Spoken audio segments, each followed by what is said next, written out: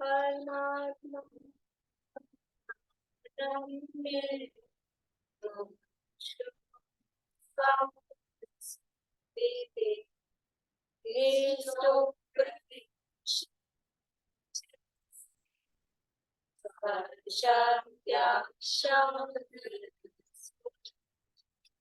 यस्य स्वयं स्वभावाति प्रभावे कृष्ण तस्मै सत्या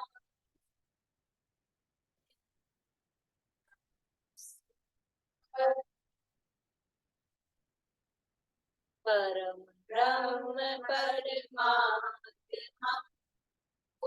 ज्ञान धने वंदो परमानंद कर्म विभाग उच्च पाद मुनि राज ब्रह्मन कर्मो बने स्वार्थ संपदा के टीका करूं प्रज्ञा सहज स्वभाव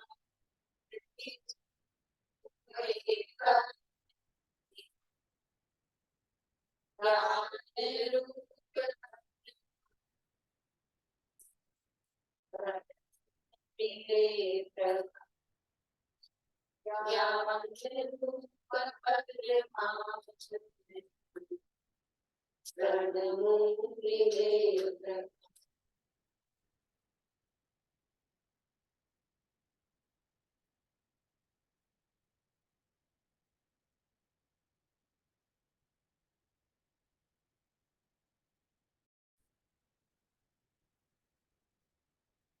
स्वदेश नामक एक ग्रंथ है आचार्य पूज्यपाद स्वामी द्वारा रचित और इसके अंतर्गत यहाँ चर्चा चल रही है। सबसे पहले अपने स्वभाव की प्राप्ति का उपाय, स्वभाव की प्राप्ति किस प्रकार होती है वो यहाँ बताई और उससे फिर बात आगे चलती गई। शिष्य को कुछ शंकाएं हुई और फिर यहाँ भोगों में सुख नहीं है, विषय भोगों में सुख नहीं है, धन संपत्ति में सुख नहीं है, ऐसा यहाँ बता रहे हैं। तो जो धन का आग्रही है, जिसको धन की रुचि है, धन की रुचि है तो वो कैसे ना कैसे करके धन तो कमाना चाहता है। तो वो क्या उसके लिए उपाय निकालता है कि मैं दान दूंगा, और बिना धन के दान कैसे दिया जाएगा? दान दूंगा तो पुण्य कमाऊंगा, पुण्य कमाऊंगा और फिर आगे मुझे समझ लो उसके फल में सुविधाएं मिलेगी। तो बिना धन के दान कैसे दूंगा? इसलिए दान देने के लिए तो धन कमाना चाहिए। तो आचार्य कह रहे हैं कि ऐसा ये दान देने के लिए धन कमाना, वो क्या क्या उदाहरण दिया?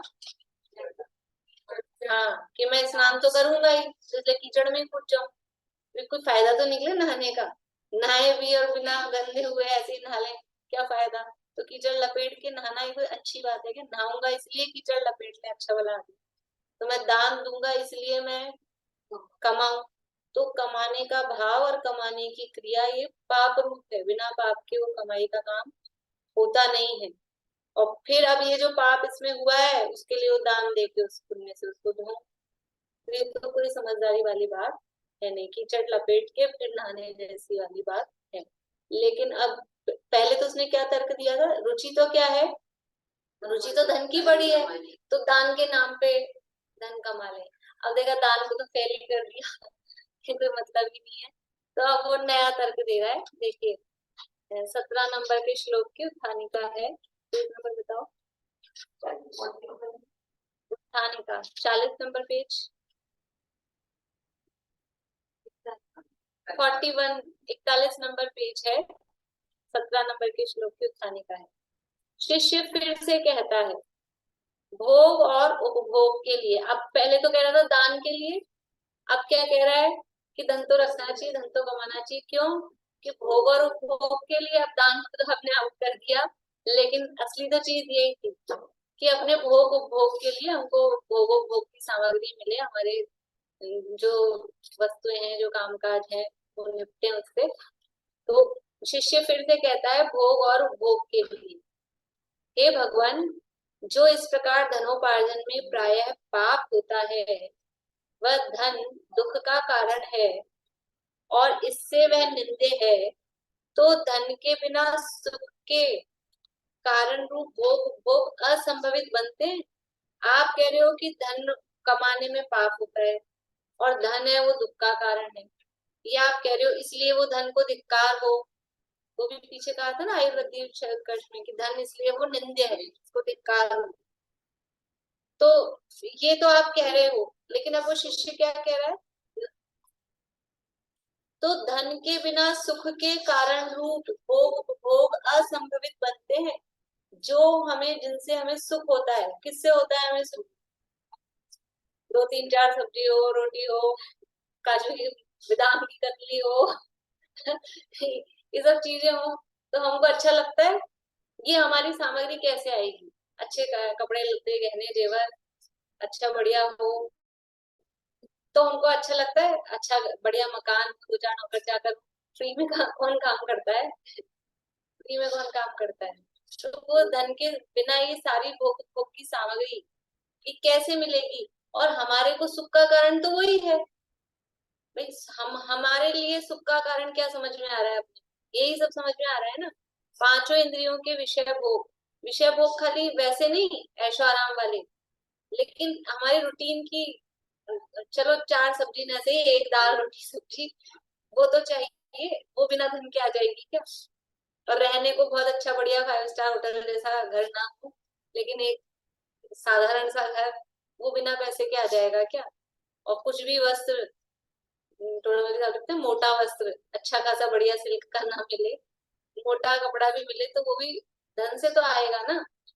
तो ये हमारे जो सुख के कारण रूप भोग भोग है वो धन के बिना असंभवित बनते हैं। धन नहीं हो तो ये कुछ भी हमारे पास में नहीं होगा। इसलिए उनके यानी वो भोग भोग के लिए धन हो तो वह प्रशंसनीय है। भाई दान देने के लिए धन कमा रहे हो वो तो कीचड़ लपेट के तंग होना, वो तो ठीक है कोई बात नहीं, लेकिन हम अपने वो उपभोग को कर पाए, हम सामग्री प्राप्त कर पाए, उसके द्वारा हम सुखी हो पाए, उसके लिए तो ये धन की प्रशंसा करोगी तब तो धन अच्छा है कि सामग्री दिलाता है, कुछ सुख दिलाता है, क्योंकि सामग्री से सुख होता है। सामग्री से सुख होता है, वो सामग्री आती है धन से, इसलिए धन से सुख होता है, उधर से उधर जोड़ो, इसलिए धन से सुख होता है। तो अब तो उसकी प्रशंसा करो कि थोड़ा तो धन तो होना चाहिए, इसलिए वो धन प्रशंसनीय है। अभी भोग भोग का स्वरूप बता रहे हैं। भोजन तांबूल आदि भोग और वस्तु स्त्री आदि उपभोग, मतलब जो एक बार भोगने में आए वो भोग सामग्री, जो बार बार भोगने में आए वो उपभोग। तो भोजन है रोटी दाल सब्जी, तांबूल ये पान सौंफ सुपारी, मतलब हाँ वो तांबूल। तो ये चीजें एक बार खाई और खत्म, तो जो एक बार खाई और खत्म वो कहलाती है भोग सामग्री। और जो बार बार में वस्तुएं हैं, जो भी चीजें हैं स्त्री आदि, ये सब उपभोग है। भोग और उपभोग वह भोगोपभोग उनके लिए धन होना योग्य है। शादी ब्याह में पैसा नहीं हो तो शादी ब्याह नहीं हुए। स्विच ऑन नहीं करना, स्विच शादी ब्याह भी तभी होंगे ना रुपया पैसा धन हो, वरना कितना ही अच्छा आदमी हो पैसा नहीं है कौन अपनी लड़की देगा? तो उसके लिए भी तो धन होना चाहिए, तो उनके लिए धन होना योग्य है, ऐसा ये शिष्य का तर्क है। वो अपने तर्क प्रस्तुत कर रहा है कि धन ही होना चाहिए, धन के बिना सुख संभव नहीं। ऐसी डिबेट मतलब पहले पाठशाला में करते थे कि धन से धर्म है कि धर्म से धन है, ऐसा धन से ही धर्म होता है, तो धन से ही धर्म होता है, अभी धर्म हम कर रहे हैं, अभी धन नहीं होता मोबाइल में इंटरनेट नहीं हो, नेट पैक नहीं डलाओ, बैठे रहो, नहीं चला पाएंगे, तो धन से होता है। तो ऐसा ये कह रहा है कि वो तो बात धर्म की तो गई पीछे, लेकिन अब तो भोग उपभोग भी जो हमारे होते हैं वो सब इसमें धन तो चाहिए ही, ऐसा शिष्य का तर्क है। यहाँ आचार्य कहते हैं यह बात भी नहीं है कि तुम कह रहे हो कि धन से भोग सामग्री मिलेगी और उससे हम सुखी होते हैं, तो ये बात भी नहीं है, ऐसा नहीं। पुण्य के कारण धन प्रशंसनीय है, ऐसा जो तूने कहा था उस प्रकार प्रशंसनीय नहीं हो सकता, तथा भोग भोग के लिए उसका धन का साधन प्रशंसनीय है, ऐसा जो तू अभी कहा है, ऐसा जो तूने अभी कहा है वह भी कैसे हो सकता है। यानी पुण्य के लिए धन प्रशंसनीय है, पहले तो ये कहा पुण्य के लिए धन प्रशंसनीय है, वो बात तो हमने खारिज कर दी, वो रिजेक्ट कर दी। लेकिन अब जो तुम कह रहे हो कि भोग उपभोग के लिए धन प्रशंसनीय है, भोग उपभोग के लिए तो धन होना ही चाहिए, तो वो भी वास्तव में सही नहीं है। क्या कहा कि पुण्य के कारण धन प्रशंसनीय है, ऐसा कौन से श्लोक में कहा था? पुण्य के कारण धन प्रशंसनीय है, ये किस श्लोक में कहा था?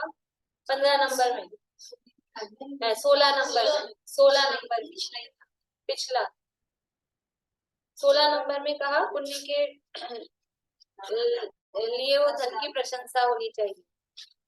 अब यहाँ कह रहे हैं कि वो तो हो नहीं सकता है, ऐसा जो तुमने कहा था उस प्रकार प्रशंसनीय नहीं हो सकता, तथा भोग उपभोग के लिए उस धन का साधन प्रशंसनीय है कि भोग उपभोग के लिए तो धन होना चाहिए, तो ऐसा जो तू अभी कह रहा है, ये जो तूने अभी कहा है वह भी कैसे हो सकता है। यदि तू कहे क्यों नहीं हो सकता, भोग उपभोग तो धन से ही होता है ना, यदि तुम ये कह रहे हो कि क्यों नहीं हो सकता है, तो उसका कारण यहाँ बता रहे हैं, 17 नंबर का श्लोक है, बुलवाती हूँ मैं। आरंभे तापकान् प्राप्ता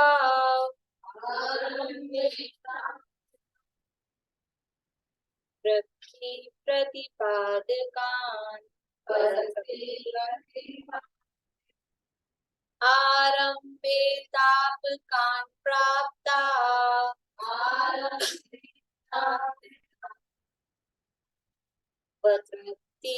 प्रतिपादकान्,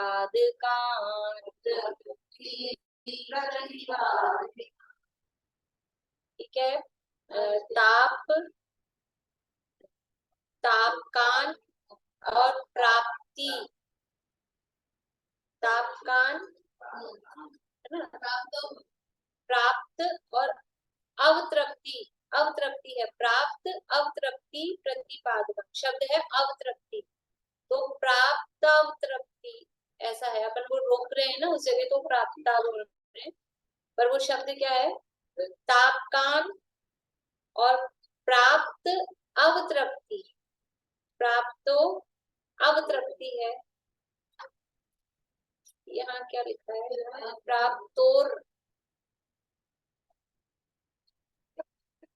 अतृप्ति लिखा है, लेकिन अवतृप्ति होना चाहिए, वह आ रहा है ना उसमें, हटाया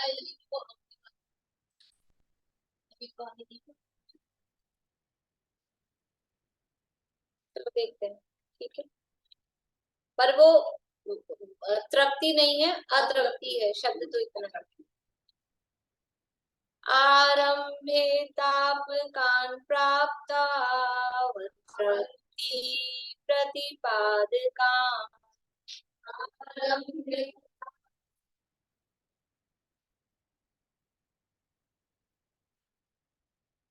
अन्ते सुतुस्ते अज्ञान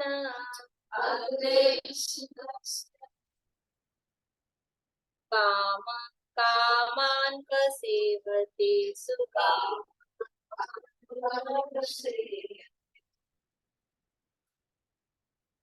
आरंभे तापकान् प्राप्ता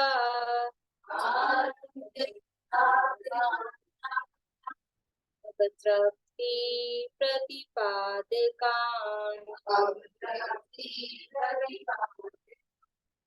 अन्ते सुदुस्तयज्ञानम्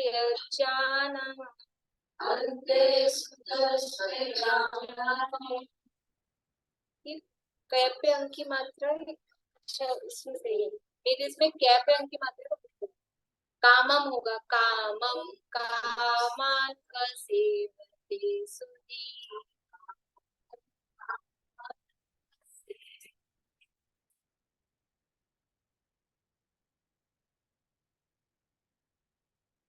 देखिए आरंभे, अब ये क्या बता रही हूँ, वो जो कह रहा था कि भोग भोग के लिए हमें धन, धन प्रशंसनीय भोग भोग के लिए तो होना ही चाहिए, और भोग भोग उसका लिए लॉजिक क्या दिया था कि जिसके बिना जो हमें सुख का कारण है, वो जो भोग भोग की वस्तुएं है ना, वो भोग भोग है, वो सुख के कारण रूप है, सुख के कारण रूप है। तो अब उस भोग उपभोग की बात बता रहे हैं कि वो तुम कह रहे हो वो धन से वो भोग उपभोग मिलेगा और उससे हमको सुख होगा, तो वो भोग उपभोग है कैसे, वो यहाँ बता रहे हैं आरंभे ताप कान। आरंभ में यानी शुरू में जो भोग उपभोग की जो भी सामग्री है, वो शुरू में स्टार्टिंग में तो ताप कान, ताप यानी संताप, ताप बोलते हैं संताप, दुख, वही दुख देने वाली, ताप कान संताप करने वाली, और प्राप्तों अवतृप्ति प्रतिपादकान, और प्राप्ति हो जाती है शुरू में, जब वो मिला तो वो संताप दे रहा है, और वो प्राप्त हो गया तो क्या है, अतृप्ति, तृप्ति नहीं हो रही, जब तक भोग मिला नहीं, मतलब भोग मिला नहीं, शुरू शुरू कह रहे हैं ना, यानी जब तक मिला नहीं था तभी शुरू किया है, तब तक तो क्या हो रहा है, दुखी हो रहा है, संताप हो रहा है। भोजन की इच्छा हुई तो भूख लगी, इच्छा हुई मतलब भूख लगी, तो जब तक यहाँ भोजन आया अपने पास में तब तक तो अभी भूख लग रही है ना, तो वो ताप करने वाला है।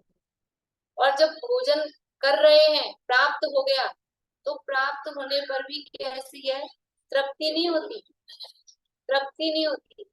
आप देखेंगे बड़े पंडित साहब की ज्यादातर जो पूजाएं हैं, और उसमें जो क्षुधा वाला जो छंद होता है, उसमें तृप्ति वाली मतलब ये शब्द जरूर आता है, हाँ, मतलब तृप्ति हुई कि नहीं हुई, मतलब ये तृप्ति वाली बात, क्योंकि भोजन से ऐसा लगता है, हमको लग रहा है हम भोजन से तृप्त होंगे भोजन करके भी, हाँ, और बोलते भी हैं खाना खा के एक ये जो आती है ना, हाँ तृप्त हो गए, बढ़िया। लेकिन वो भोजन से आज तक तृप्ति हुई है क्या? मैं समझ रहा था अब तक प्रभु भोजन से जीवन चलता है, तो जीवन चलने वाली बात है, जीवन नहीं है, मन ही नहीं भरता, जीवन तो चले ना चले, तृप्ति नहीं होती। तो वो जो प्राप्त होने के बाद में भी वो तृप्ति कारक नहीं है, अतृप्ति करने वाले, अतृप्ति प्रतिपादकान, यानी अतृप्ति को प्रतिपादित करते हैं, मतलब अतृप्ति देते हैं, संतुष्टि नहीं होती, तृप्त नहीं होता, जितना ज्यादा करेंगे उतना ही ज्यादा वो तृष्णा बढ़ती है, ये तृष्णा है, तृप्ति नहीं, भोगों में तृष्णा है, तृप्ति नहीं। बड़े पंडित साहब के वाक्य हैं ऐसे, गेयों के लिख तो रखा है लेकिन देखने में टाइम लग जाएगा, तीन चार हैं ऐसे, गेयों के आश्रय से भोगों से तो है ही, भोगों से तृष्णा बढ़ती है, तृप्ति नहीं। और आगे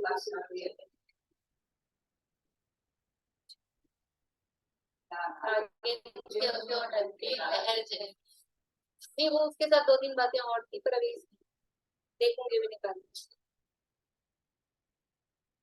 देखो तो क्या है, आरंभे तापकान प्राप्त अतृप्ति प्रतिपादकान, नहीं धन की तो है ही, तभी आगे भोग सामग्री सारी आएगी ना, मैं तो एक उदाहरण लिया, धन के लिए नहीं होती, भोजन से भी तृप्ति कहाँ होती, हमको उस समय लगता है कुछ देर में, तृप्ति नहीं होती। अभी आगे इसमें देंगे ही और उदाहरण, हम भोजन कर भी लेते हैं, अभी लग रहा है, मतलब ऐसा नहीं कि और खा लें और खा लें, मान लो कोई अच्छी चीज बनी और ऐसा बोलते भी अपन पेट भर गया मन नहीं भरा, वो बात अलग है। लेकिन भोजन करने से तृप्ति अगर हो जाती तो फिर सुबह किया था शाम को फिर क्यों करते हैं, और शाम को किया फिर सुबह क्यों करते हैं, और फिर सुबह नाश्ता भी करते हैं, फिर थोड़ी देर बाद कुछ खाते हैं, फिर थोड़ी देर बाद कुछ खाते हैं, फिर कुछ खाते हैं। ये तृप्ति अगर हो जाती, तृप्ति का मतलब जैसे वो अग्नि से ईंधन की ईंधन से अग्नि की तृप्ति किसने है कर पाई। वो ऐसा है, ये भोजन सामग्री भी डालना वो ईंधन जैसा है। और ये प्रैक्टिकल होता है जब हम व्रतों के दिन आते हैं, एकासन वगैरह करते हैं, तो फिर उतनी भूख नहीं लगती। और हम सुबह से 8 बजे से दूध चाय नाश्ता कर लो तो 11 बजे ज्यादा भूख लगती है। खाने के बाद ज्यादा भूख लगती है। और भी है, सब लोग बच्चों को एक बार कुछ चटा दिया थोड़ा सा, फिर क्या होता है और चाहिए। एक टॉफी खिला दी, भाई एक दे दो और नहीं लेंगे, फिर क्या होता है फिर और चाहिए, फिर दो दे दो, फिर और चाहिए, खाते ही रहो। एक दिन में पीती है गई वो लॉलीपॉप पे लॉलीपॉप एलविल। और वो कोई लोग मेहमान आ जाए तो मम्मी का ध्यान नहीं हो तो जितनी हो उतनी, और फिर भी तृप्ति नहीं हो रही, ऐसी स्थिति है। तो वो तो बच्चा है, यहाँ भी यही स्थिति है। वो तो उस समय, लेकिन पेट भरने के बाद भी वो तृप्ति नहीं, वो बात है। ये तो उदाहरण में लिया था भोजन। तो आप जो भी चीज लगाओगे ना, हर चीज में वही है, हर चीज में वही है, सब चीज में तृप्ति नहीं होती। कोई ऐसा नहीं होगा कि मतलब उसको, और मान लो कदाचित कोई संतोषी प्रवृत्ति वाला हो, वो कहेगी नहीं हमको और नहीं चाहिए, और भी परिग्रह सामग्री धन आदि सामग्री थी, तो भी वो यहाँ तो ये कह रहे हैं कि वो भोगने से पहले, भोगते समय अंदर से वो कष्टदायक ही होता है। हमको लग रहा है ये सुख हो रहा है, लेकिन वो सुख नहीं होता है उससे, वो वास्तव में वो कष्टदायक ही होता है। उसको अभी यहाँ उदाहरण से और आगे बताएं।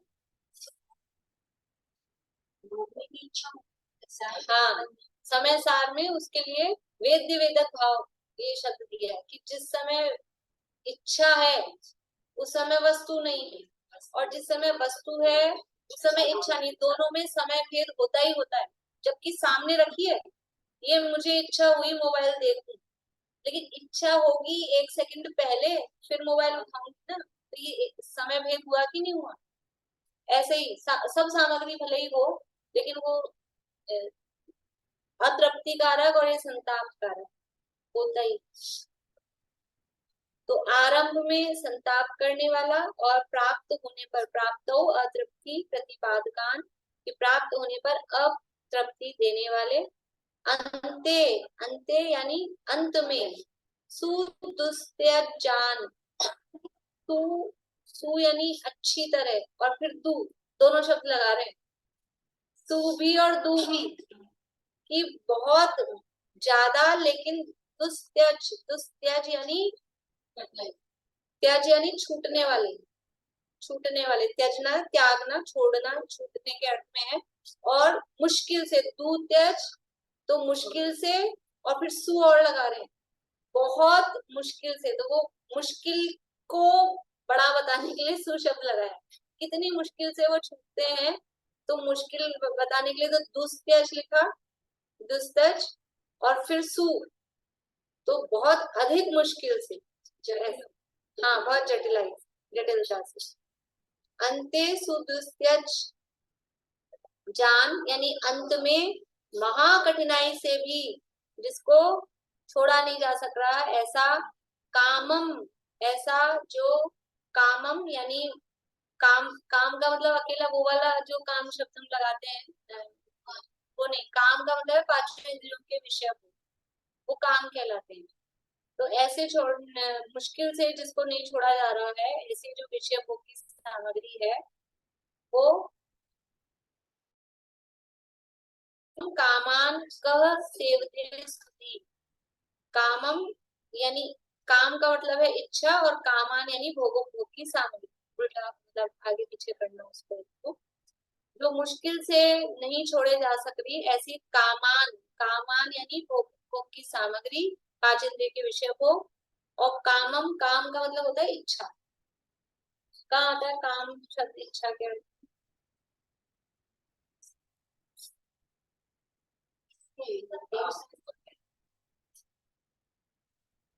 अकाम निर्जरा, अकाम निर्जरा में अकाम का क्या अर्थ है, बिना इच्छा के जो निर्जरा होती है। वो तो अपन परिगु बनाते हैं प्रतिकूल परिस्थितियों, लेकिन शब्दार्थ क्या है, अकाम का मतलब है बिना इच्छा के, बिना इच्छा के जो निर्जरा होती है, तो काम का मतलब है इच्छा।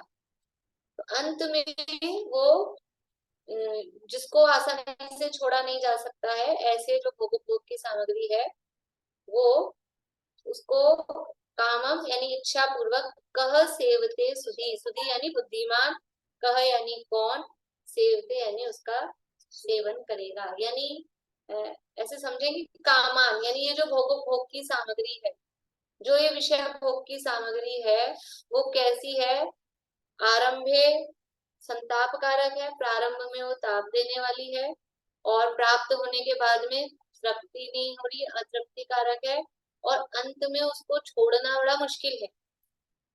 आप समझ लो ये ऐसी है, ये तो समझ लो अच्छे उसमें है, लेकिन जो ये ड्रग्स एडिक्ट, ड्रग्स, हाँ चाय पे भी पड़ती है लेकिन ड्रग्स है, कोई शराब की लत हो, आदत जो भी है, व्यसन बुरी आदत वो ऐसी है।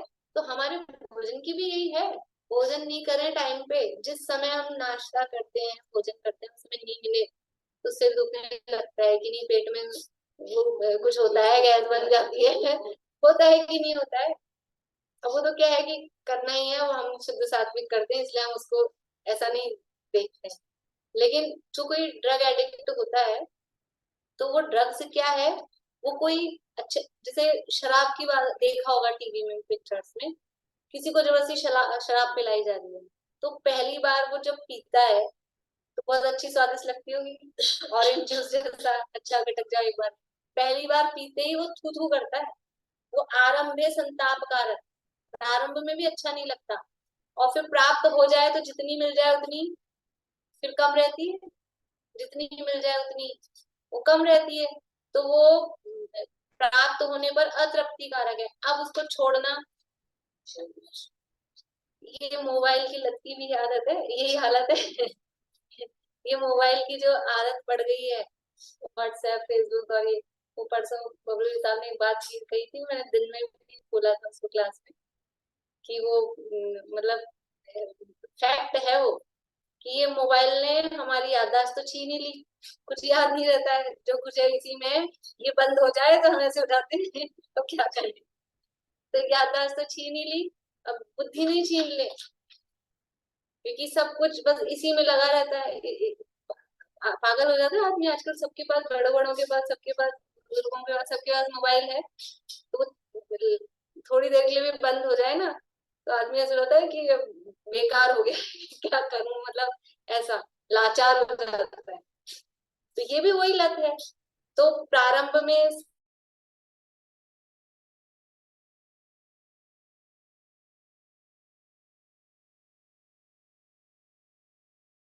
आगाते नहीं, मतलब तृप्त नहीं होते, लगे रहो, और छूटती है, नहीं छूटती है, चाहे बच्चों की समझ लो चाहे बड़ों की समझ लो, किसी की भी, हर चीज में है, अकेला भोजन भी नहीं, हर चीज में ये जो भी भोग की सामग्री है, तो शिष्य तू कह रहा है कि ये हमें सुख देने वाली है, ये सुख देने वाली नहीं, इसकी पहले एक कहा था वासना मात्र, पहले वो कहा था कि वासना मात्र है, कोई सुख है नहीं, और अब फिर से यही बात कह रहे हैं, उसी उसी को, क्योंकि वो धन के प्रति आसक्ति उसको जमी हुई है, और इसके लिए वो धन कमा के पाप में लगना चाहता है, धन कमाएगा तो क्या पुण्य से धन आया, मतलब धर्म ध्यान करने से धन आएगा, मंदिर में बैठे रहो इससे थोड़ी ना आएगा, तो वो जो करेगा रुचि उधर है, क्योंकि वो धन भी जिन माध्यम से आ रहा है वहां पे भी रुचि है, उसमें भी इंटरेस्ट रहता है, व्यापार में, धंधे में, मिलने में, जुलने में, जाने, मतलब जो भी जिस भी काम से हो रहा है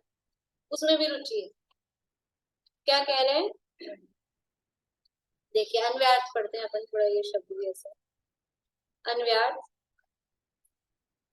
आरंभे यानी आरंभ में, तापकान यानी संताप करने वाले, प्राप्त और अतृप्ति प्रतिपादकाम, प्राप्त होने से, प्राप्त होने से पर अतृप्ति करने वाले, प्राप्त होने पर ही बात था, या फिर प्राप्त होने से ही, हाँ दोनों शब्द सेम ही अर्थ बता, दोनों ही है, इसमें भी दोनों है, इसमें भी दोनों है। प्राप्त होने पर अतृप्ति करने वाले, या प्राप्त होने से अतृप्ति करने वाले, और अंते सुदुस्त्यजान, अंत में महा कठिनाई से भी छोड़ा न जा सके ऐसा, ऐसे कामान यानी भोग उपभोगों को कह सुधी, कौन बुद्धिशाली, कामम यानी आसक्ति से, सेवते सेवन करेगा, कामम यानी इच्छा पूर्वक, बुद्धि पूर्वक, आसक्ति से, वही उसको कौन सेवन करेगा। सुधी शब्द कहाँ आता है, सुधी सुधार पढ़ो सदा, छड़ा क्लास लाइन में, सुधी यानी बुद्धिमान। ठीक है, देखिए श्लोक का पद्य अनुवाद वो सुधी में छोटी की मात्रा है, वो सुध बुद्ध, वो सुध बुद्ध है, वो छोटी की मात्रा में सुध को सुधी बोलो, वो सुध बुद्ध वाला है, ये सुधी है। सुधी मतलब धी, धी यानी बुद्धि और सु यानी अच्छी, बुद्धिमान जो है वो सुध। आरंभे तापकान् प्राप्ता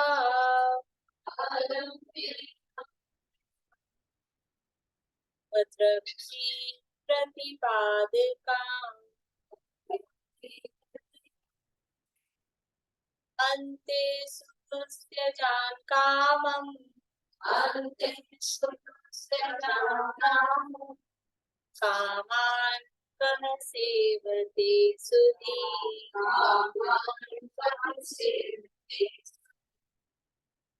भोगार्जन दुखद महा प्राप्ति समय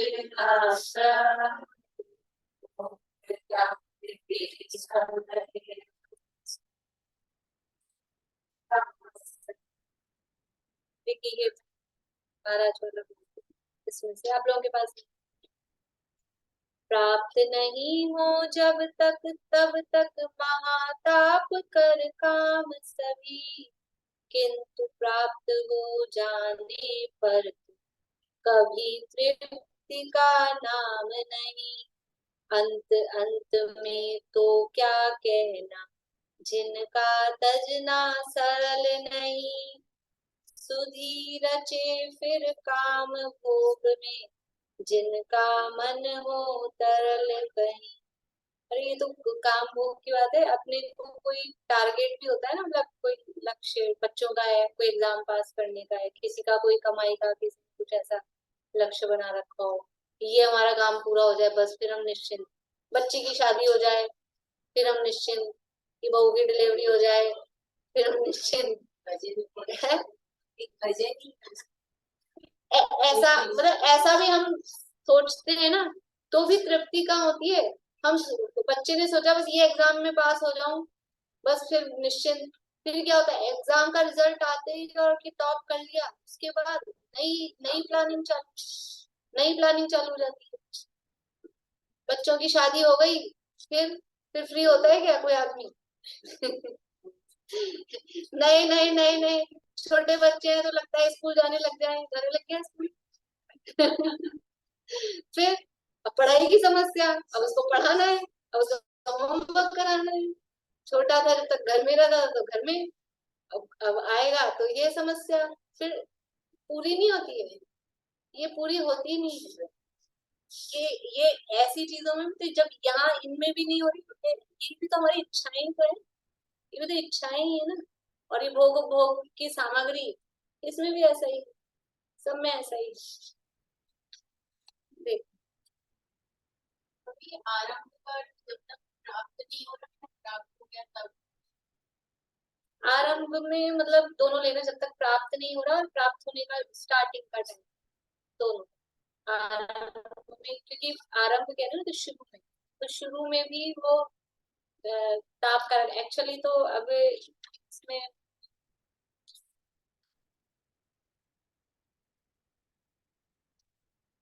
नहीं दिया, पर मतलब उदाहरण ऐसे हैं कि स्पर्श इंद्रियजन्य की बात अपन करें, मतलब उसमें एक्चुअली परफेक्टली घटित होता है, पर वो अच्छा नहीं लगता है उदाहरण देने में, लेकिन इस थोड़ी मर्यादित शब्दों में बोलती हूँ। स्पर्श इंद्रिय का जो भोग है उसमें आप लगा के देखो, तो प्रारंभ में वो संताप कारक होता है, और फिर प्राप्त हो जाता है तो तृप्ति नहीं होती है, और फिर वो एक बार जो इच्छाएं उत्पन्न होती हैं तो फिर उसको छोड़ना वो भी मुश्किल पड़ता है, यानी ब्रह्मचर्य का पालन करना वो मुश्किल पड़ता है। तो यहाँ यहाँ हाँ मतलब असली जो विषय वो की जब बात आती है ना, तो सबसे गहराई पे वही वही अटका रहता है जी। और इसलिए इसमें उदाहरण में भी जो भोग उपभोग की सामग्री में भी वस्तु स्त्री आदि ये दिए है ना, एक काम भाव ऐसा है कि सारा विश्व मतलब दुनिया उसमें जकड़ी रहती है। तो ये जैसे ये भोग है वैसे और भी सारे भोग वो ऐसे ही है, सब इसी में है। टीका। कौन? कोई बुद्धिशाली विद्वान सेवन नहीं करेगा। ये कौन है बुद्धिशाली? बुद्धि बुद्धि क्या बुद्धि है कि जिसको ये भेद विज्ञान है, पीछे बात वो चल रही थी शरीर मतलब पर पदार्थों में सुख बुद्धि जिसको नहीं है, ये भेद विज्ञान जिसको है वो है बुद्धिशाली। जिसको ये समझ में आता हो कि पर पदार्थों में सुख नहीं है, तो ऐसा कोई बुद्धिशाली विद्वान वो सेवन नहीं करेगा, अर्थात इंद्रियों द्वारा भोगेगा नहीं। सेवन नहीं करेगा मतलब इंद्रियों के द्वारा नहीं भोगेगा। किसको नहीं भोगेगा? भोग उपभोगों को, भोगों भोगों को वो इंद्रियों के द्वारा नहीं भोगेगा। कहा है कि तदात्म सुख, वो ऊपर श्लोक दिया है, तदात्म सुख संगेषु भावेष्वज्ञोऽनुरज्यते हितमेवानुरुध्यन्ते प्रपरीक्ष्य परीक्षका। देखो क्या कह रहे हैं यहाँ, किस ग्रंथ का है वो तो नहीं दिया नाम, लेकिन तदात्म, तदात्म मतलब तदात्म मतलब वो जो कहा जाने वाला है। तदात्वे, तदात्वे शब्द आता है समय सार की 12वीं गाथा में। जाना हुआ प्रयोजनवान है तदात्वे शब्द, उस हाँ वो जाना हुआ, तो ये वो जाना हुआ मतलब वो नाम, उस तदात्म सुख, वो जो सुख का जो नाम है ना, तदात्म सुख मतलब वो उस सुख नाम से संज्ञा, सुख संज्ञा यानी सुख नाम से तदात्म यानी जाना जाता है, जिसको हम सुख नाम से जानते हैं। किसको जानते हैं सुख नाम से? धन को नहीं, भोगोपभोग की सामग्री, भोगने को, भोजन कर लिया, पंखा चला लिया, वस्त्र आदि पहन लिए, कुछ देख लिया, कुछ सुन लिया, ये पांच इंद्रियों के विषय। तो जिनको सुख संज्ञा, सुख नाम से तदात्म यानी जाना जाता है, ऐसे जो भोग हैं उनको अज्ञ अनुरज्यते, जो अज्ञ है, जो अज्ञानी है वो उसमें अनुरंजित होता है, वो उसमें मग्न होता है, वो उसमें आसक्त होता है। जो सुख नाम से जिनको जाना जा रहा है, ऐसे भोग की सामग्री में अज्ञानी ही अनुराग करता है। हितमेव, जो अपने हित का अनुरुध्यन्ते यानी अपने हित का जो अनुसरण करते हैं, ऐसे जो परीक्षका यानी परीक्षण करने वाले, प्रपरीक्षक अच्छी तरह से जो परीक्षा करने वाले जो परीक्षक हैं, मतलब जो बुद्धिमान लोग हैं वो तो जानते हैं परीक्षा करना, तो वो अपने हित का अनुसरण करने वाले, वो अपने हित का ही अनुसरण करते हैं, मतलब उन भोगों में आसक्ति नहीं करते। देखो नीचे से पढ़ते हैं, उन सुख नाम से पहचाने जाने वाले भोगों में अज्ञानी, अज्ञानी किसको कह रहे हैं? हे उपाधि का विवेक नहीं करने वाला। ऊपर कहा था बुद्धिशाली विद्वान जिसको विवेक है कि क्या मेरे लिए हितकारी है, क्या मेरे लिए अहितकारी है, क्या ग्रहण करने योग्य है, क्या छोड़ने योग्य है, पर पदार्थ मुझे सुख देने वाले नहीं है, ऐसा जिसको ज्ञान है वो तो बुद्धिमान है। और जिसको हे उपाधि का विवेक ही नहीं है, क्या मुझे ग्रहण करने योग्य है, क्या उपाधि है और क्या हेय है। क्या है उपाधि? उपाधि क्या है? आत्मा ही आत्मा को उपाधेय है, बस स्वयं ही स्वयं को उपाधेय है, कोई पर पदार्थ उपाधेय नहीं है ना, तो कौन बचा फिर? अब मैं ही बचा, पर पदार्थ के अलावा कौन बचा? मैं ही अपने को उपाधेय हूँ, मैं ही जानने योग्य हूँ, मैं ही देखने योग्य हूँ, मैं ही ग्रहण करने योग्य हूँ, मैं ही भोगने योग्य हूँ। हाँ, किसको भोगना है? कि पर पदार्थ को नहीं भोगना है, और वास्तव में भोगता तो है नहीं पर पदार्थ, जो भी करता है अपने ज्ञान को ही भोगता है। रसगुल्ला खाया, कैसा लगा? मीठा लगा। तो वो मिठास अपने में आई क्या? कौन मीठा होता है? जबान मीठी होती है? जबान तो वही लूकी की लूकी न मीठी मीठी कुछ ही नहीं वैसी है। तो ज्ञान मीठा होता है क्या? ज्ञान भी मीठा नहीं होता है, मीठे का ज्ञान होता है बस। मिठास को कहाँ भोगता है जी? मिठास है, कड़वाहट है, जो भी है वो मीठी तो वही है ना, शक्कर ही है। केवल जानता है, जानने के अलावा कुछ नहीं करता है। जान जानने के अलावा करे क्या? आत्मा ज्ञानम स्वयं ज्ञानम ज्ञानात अन्यत् करोति किम पर भावस्य कर्तात्मा मोहोयम व्यवहारेण। ये मैं पर पदार्थों को करता हूँ, मैं इनको जानता हूँ, भोगता हूँ, मैं स्वाद ले रहा हूँ। ये अज्ञानी जीवों का मोह है केवल। ये मोह के कारण हम सोच रहे हैं कि आते ही पंखा तेज चला के आनंद ले लेते हैं हवा का। ये क्या है? ये केवल जानते हैं। और पता है वो आनंद किसका आता है? हवा नहीं आती है, वो आवाज आती है ना जोर की, तो लगता है पंखा तेज चल रहा है, हवा आ रही है। हवा हवा कुछ खास आती नहीं, उसके नीचे खड़े रहो तो ही आती है, हवा पहुंचती नहीं है। ऐसा ऐसा होता है कि लोगों को जो जिनको कूलर एसी में से लगती नहीं होती, कूलर में सोने की जिनको आदत होती है, कूलर चला के उनको बस आवाज आनी चाहिए, हवा आ रही है कि नहीं आ रही है, कूलर आवाज करता है। ये सब भ्रम है, ऐसा केवल भ्रम रहता है। उस सुख नाम से पहचाने जाने वाले भोगों में अज्ञानी यानी हे उपादेय का विवेक नहीं करने वाला अनुराग करता है। परंतु परीक्षा प्रधानी जन, देखो क्या कह रहे हैं, यानी जो परीक्षा प्रधानी होते हैं वास्तव में तर्क की कसौटी पर कसते हैं कि ये ऐसा है कि नहीं है। अभी ये आज ये पढ़ा कि आरंभ में वो तापकारी है, प्राप्त होने पर अतृप्तिकारी है, तो ये हमको लगता है कि नहीं लगता है?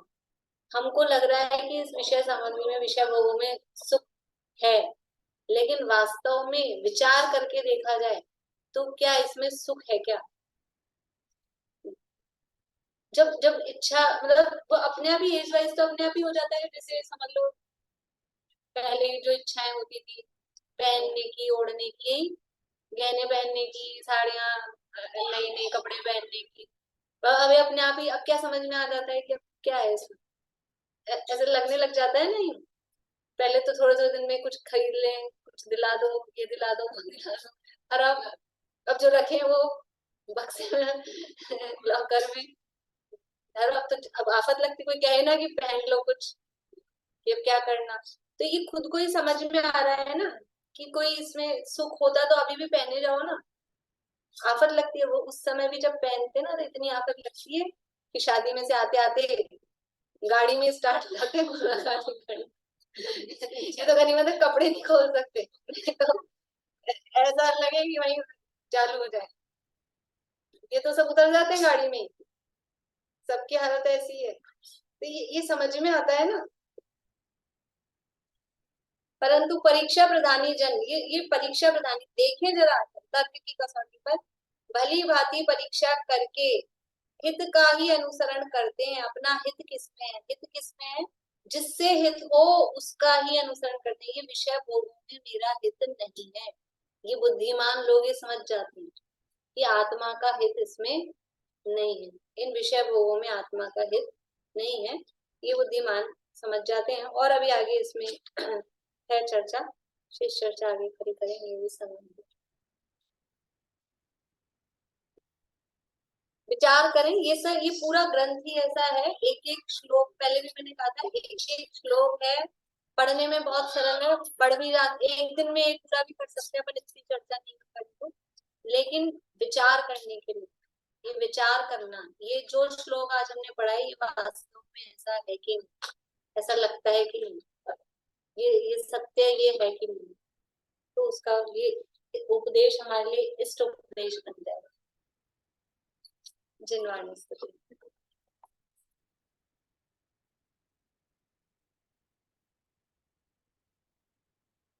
किसी से कुछ नहीं, कुछ नहीं मिलेगा, देश की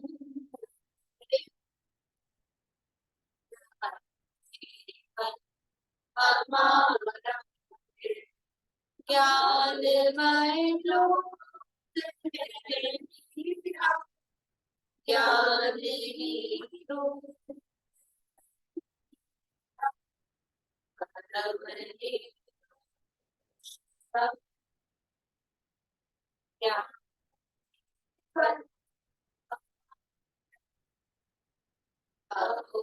चेतन